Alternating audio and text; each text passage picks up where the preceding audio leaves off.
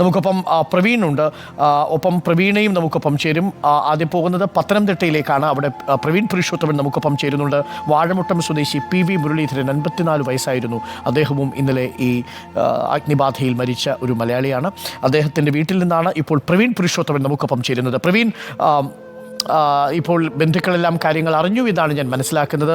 ഇന്നലെ വൈകിയും ഒരുപക്ഷെ പല ബന്ധുവീടുകളിലും ഈ വിവരം എത്തിയിരുന്നില്ല. ചില ആശങ്കകളോടുകൂടി അങ്ങോട്ടും ഇങ്ങോട്ടുമൊക്കെ ഫോൺ വിളിക്കുന്നതൊക്കെ നമ്മൾ കേട്ടിരുന്നു. എത്ര നാളായി ഈ മുരളീധരൻ കുവൈറ്റിൽ പോയിട്ട്? എപ്പോഴാണ് ഈ ബന്ധുക്കളൊക്കെ ഈ വാർത്ത സ്ഥിരീകരിച്ചത്?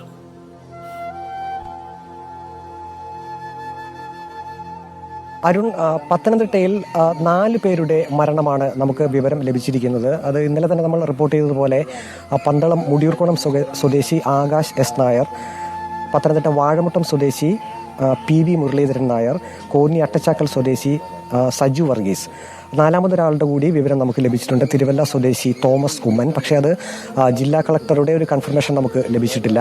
അതുകൂടി ആകുമ്പോൾ 4 മരണം എന്ന് നമുക്ക് പറയേണ്ടി വരും. ഞാനിപ്പോൾ നിൽക്കുന്നത് പത്തനംതിട്ട വാഴമുട്ടത്തുള്ള PV മുരളീധരൻ നായരുടെ വീടിന് സമീപമാണ്. ഇവിടെ അദ്ദേഹത്തിൻ്റെ ഭാര്യയുണ്ട്. പക്ഷേ ഭാര്യ ഈ ഒരു മരണവിവരം അറിഞ്ഞിട്ടില്ല. 2 മക്കളാണ് മുരളീധരനുള്ളത്, ഒരു മകനും മകളുമുണ്ട്.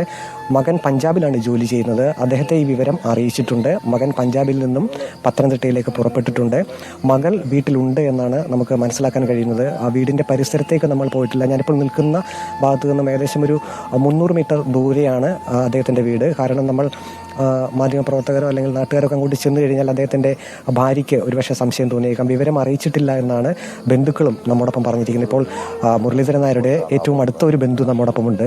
വീട്ടിൽ അമ്മ അറിഞ്ഞിട്ടുണ്ടോ? അദ്ദേഹത്തിൻ്റെ ഭാര്യ അറിഞ്ഞിട്ടുണ്ടോ ഈ കാര്യം? ഇല്ല, പറഞ്ഞിട്ടില്ല ഇതുവരെ.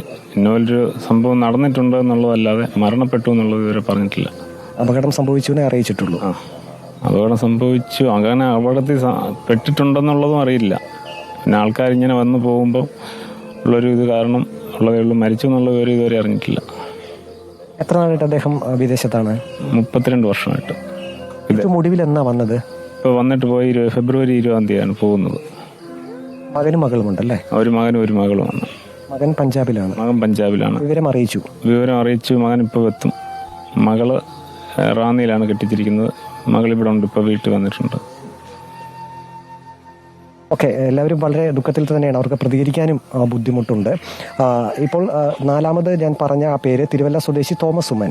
അദ്ദേഹത്തിന് 37 വയസ്സെന്നാണ് ഞാൻ മനസ്സിലാക്കുന്നത്. പക്ഷേ അത് ജില്ലാ ഭരണകൂടത്തിൻ്റെ ഒരു വിവരം കൂടി നമുക്ക് ലഭിക്കേണ്ടതുണ്ട്, ആ മരണം നമുക്ക് കൺഫേം ചെയ്യാൻ. ബാക്കി 3 പേർ. ആകാശ് S. നായർ പന്തളം മുടിയൂർക്കോണം സ്വദേശിയാണ്. 1.5 വർഷം മുമ്പ് വീട്ടിലേക്ക് എത്തിയിരുന്നു. ഈ ഓണത്തിന് വരാനിരിക്കുകയായിരുന്നു. വിവാഹം ഒക്കെ നടത്തണമെന്നുള്ളൊരു ആഗ്രഹത്തോടു കൂടി ആയിരുന്നു ആകാശ് ഉണ്ടായിരുന്നത്. വളരെ പ്രധാനപ്പെട്ട കാര്യം, ഈ ചെറുപ്പക്കാരുണ്ട് ഇതിൽ. ഒപ്പം 46 വയസ്സാണ് ഇപ്പോൾ താങ്കൾ പറഞ്ഞ 54 വയസ്സുള്ള മുരളീധരൻ. 2 കുട്ടികളാണ് അദ്ദേഹത്തിനുള്ളത്. ഏകദേശം 32 വർഷമായി, 22ാമത്തെ വയസ്സിൽ കുവൈറ്റിലേക്ക് പോയ ആളാണ്.